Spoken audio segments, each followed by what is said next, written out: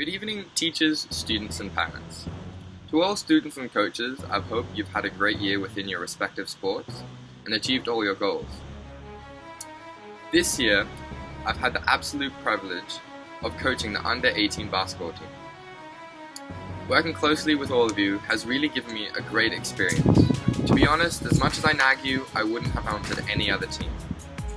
So on to this year's summary.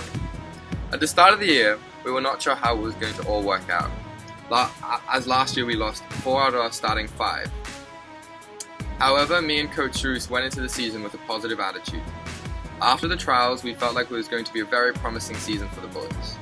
We had 3 players stepping up from the under-15 team, which proved how young we were going to be this year. After the teams were picked, training sessions soon became a nightmare for a couple of players. When the rule developed every minute you are late, you have to do 1 suicide and 5 push-ups. For the likes of Kian and JJ, it was a regular basis.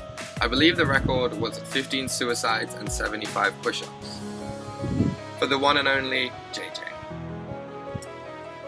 My main aim this year was to focus on the fitness of the boys.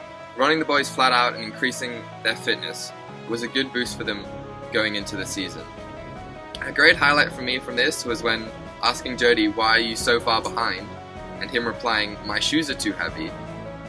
After this, I said, "Why don't you take your shoes off?" So then he continued to do the same thing with no shoes at the same speed. However, as much as I always thought we were only doing fitness, we did manage to squeeze a couple of drills in, as well as developing a new play and perfecting an old classic. Then going into the season, we knew that height was going to be our worst enemy. Our aim of Isaac was going into the 3rd and 4th playoff and winning the game. We managed that with 3 convincing wins over Alice Smith.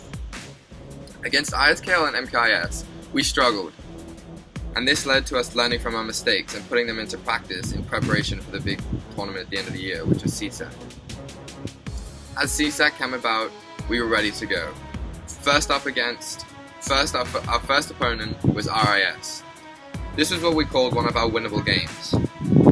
But I knew, that if we played our best, we could win. It was a very close game, going back and forth. In the last 2 minutes of the 3rd quarter, we managed to get the lead, and were leading about 4 or 5 points. This lead stayed until the end of the 4th quarter. However, unfortunately, we lost the game by 3, which was very disappointing for the boys.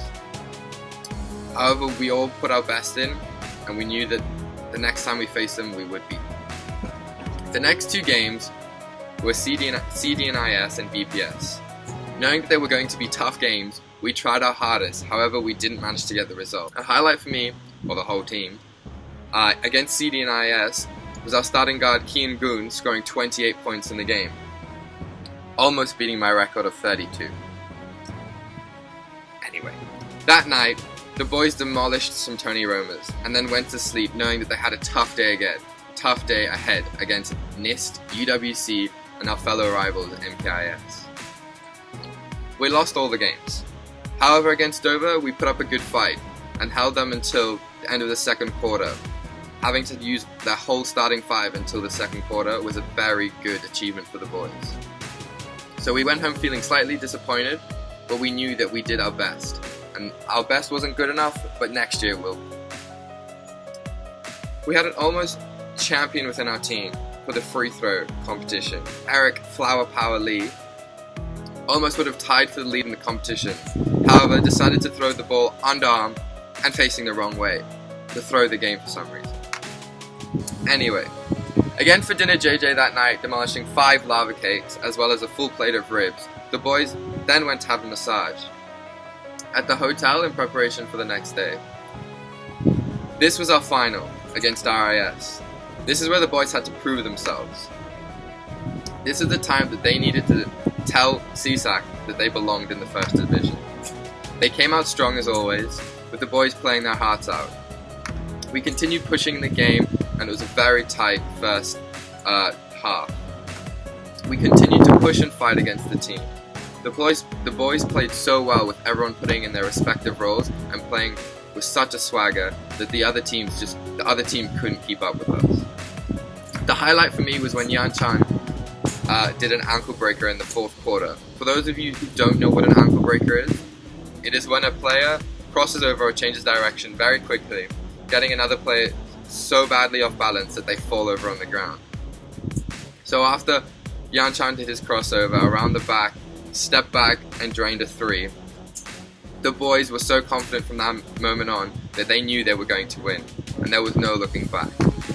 Boys ended up winning 56-50. So staying in Division 1, the boys also managed to win Sportsmanship Award, being voted by 4 of the 7 teams. This was a great touch to the end, winning such a great award and as well as staying in Division 1. Now for the MIP. This player came into the season knowing a lot about the game, however his skills weren't fully developed yet. Throughout the season he has battled injuries and fought through them. He has really shown consistently that he has a determination to win and the ability to perform in pressure situations. At CSAC he was constantly used as our 6th man, and a lot of the time the other teams couldn't stop him. He is known for his pull-up jump shots and ridiculous pace on the court. This year's MIP goes to Christian Manike. Now for the MVP. This player has been an outstanding player throughout his entire GIS career. He has consistently shown his skill and mental ability to control the game and communicate with other players. He did, however, struggle at CSAC this year. However, his leadership on the court and off the court helped the team win that vital game at the end. His ability to lead players and motivate them and connect with them was outstanding to see. So for this year's MVP, I've chosen Jody King Kong. I've hoped you've all enjoyed my speech, and if you didn't, I hope you had a good nap. Thank you.